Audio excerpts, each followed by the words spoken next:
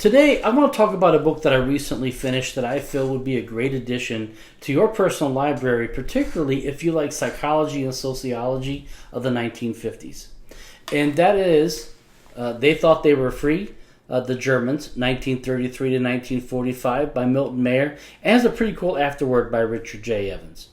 Now, a few things about the author. The author was a journalist and a professor that was very popular in the 1930s, 40s, and 50s.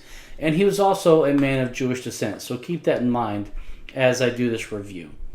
Now, in 1953, while he was in Germany, he wanted to find out what people's perceptions were of the Nazi period several years after the war's end, to see if anything was residual that they continued to believe. And I'll be honest, I was very intrigued by that thesis.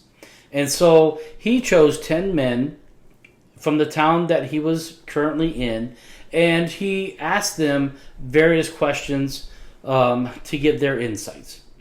Now, these men had a few things in common. One of them, for one, they were all men. Two, 9 of the 10 had no college education. Only one did.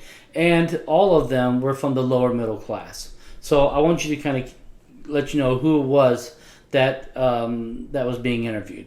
Now, some of the insights that they had, it kind of blew my mind. For one, they thought that the dictator during this period was not that evil, not that bad of a person. And they also believed that they also had much more personal freedoms, and they were more prosperous during this time period. And overall, they didn't think this time period was even that bad. All of that blew my mind right off the bat. Now, there were some issues with this book, and the afterword kind of points these out. And so I thought I would share a few of those. For one, they interviewed only men. And so we know that there are also women who were staunch supporters of this regime during this time period, but he didn't interview any. It's also not fair to take a small area in Germany, interview people, and assume that's what everybody in Germany thought. And so I didn't think that was quite fair.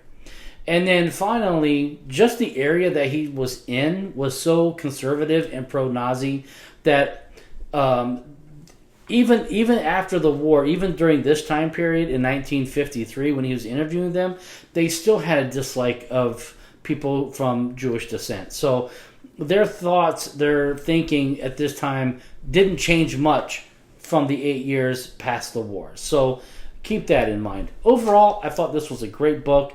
I gave this book 4 stars. I thought it was great. I thought it was thought-provoking. Have you read this book yet? If so, let me know down in the comments what you thought about it.